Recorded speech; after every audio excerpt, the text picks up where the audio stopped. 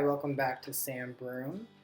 Today we are going to be making Snickerdoodle cookies. So I have my ingredients in front of me. First I scooped the sugar and then I put it in my stand mixer with my half butter and half shortening, and then I just creamed that together.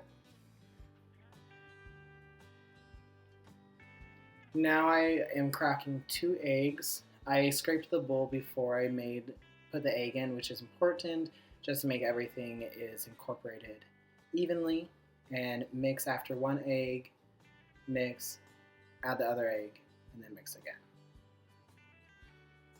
Alright, now, sorry for the camera change. Now I'm measuring my flour. I just scooped it, I leveled it with the back of a knife, made sure that the flour was fully incorporated. I measured 3 cups of flour, and then I'm pouring it into my sifter. I will have all the ingredients, the recipe linked down below, so make sure you go look at that.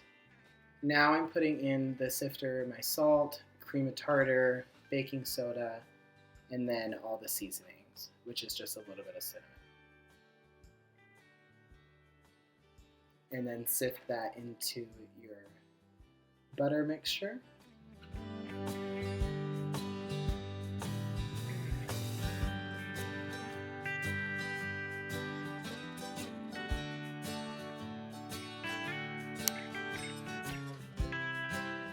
Alright, now I'm pulsing the flour. I poured all the flour from the sifter into the bowl, and then I'm just pulsing it so it doesn't fly out the edge. I'm adding my vanilla. Oh, and then let's act like that didn't happen. I took it out, don't worry, no metal went in, it was clean. But I just added my vanilla, about a teaspoon of vanilla into it, and then mix. Don't overmix so that the gluten doesn't overdevelop. And then I just scooped them into balls. I roll them in cinnamon sugar, and then I put it in a 375 preheated oven for about 10 to 15 minutes. I usually bake for 12 minutes, check. If the edges are golden brown, then they're done. Let them cool in the pan for about 5 minutes before taking off, and then transfer them to a wire rack and let them completely cool.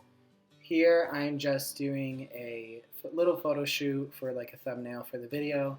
You don't have to do this, but plate them however you want, put them in a cookie jar. And yeah, thanks guys so much for watching. See you next week.